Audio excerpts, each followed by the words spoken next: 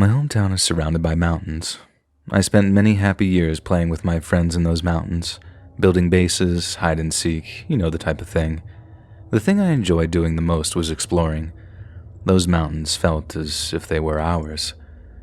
One afternoon, my friend circle had grown a little bored of the standard forest trails.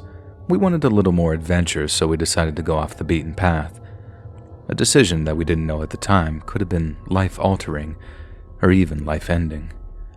We wanted to walk where others hadn't, so we headed deeper into the mountainous woods. There were a few of us, and it was late in the summer. The trees provided a lot of shade, so it felt cooler than it was. Even as young as I was back then, I knew the risks that we were taking, so I brought something along to help us not get lost. I lifted this little spindle of string from the art room at my school. I tied the end to a tree close to the forest trail so that we would be able to find our way back. It felt like a foolproof idea at the time. The ground was really uneven off the trail. It was littered with stones and dead tree limbs. We didn't mind it really because it made us feel as if though we were on an expedition. We were out in the elements and there was nothing but the sounds of our labored breath and the distant trill of insects. It was amazing.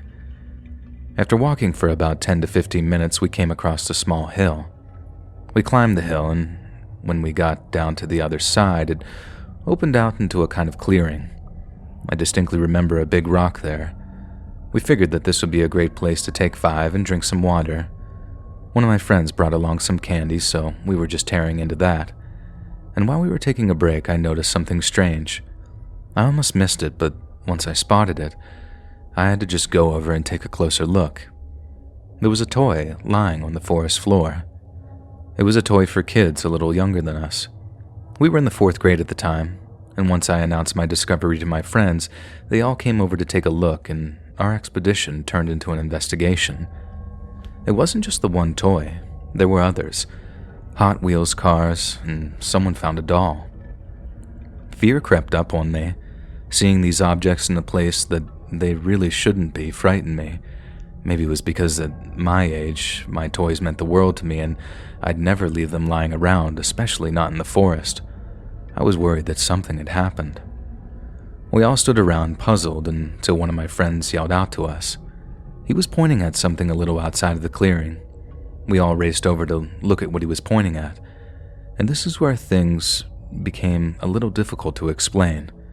There was a kind of altar constructed of clay-like mud. It was the weirdest thing. It was definitely a human construction. It didn't look natural.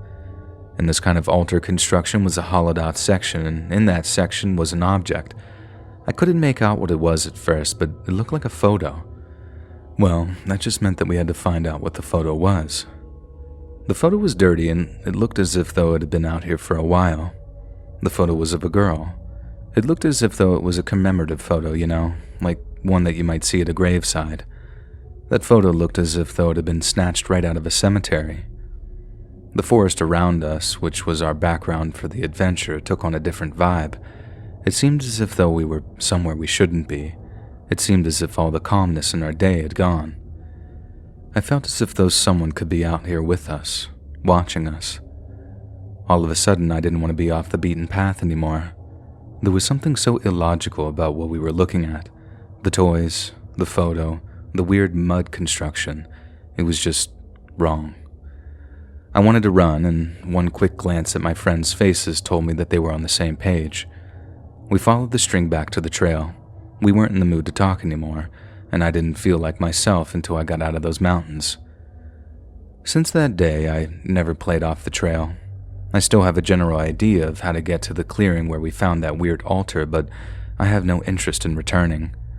My mind tortures me with questions that I can't answer. Why was that photo there in such a remote location? And the toys? Was it some kind of grisly memento of something that happened to the girl of that photo? Were we looking at some felon's trophies?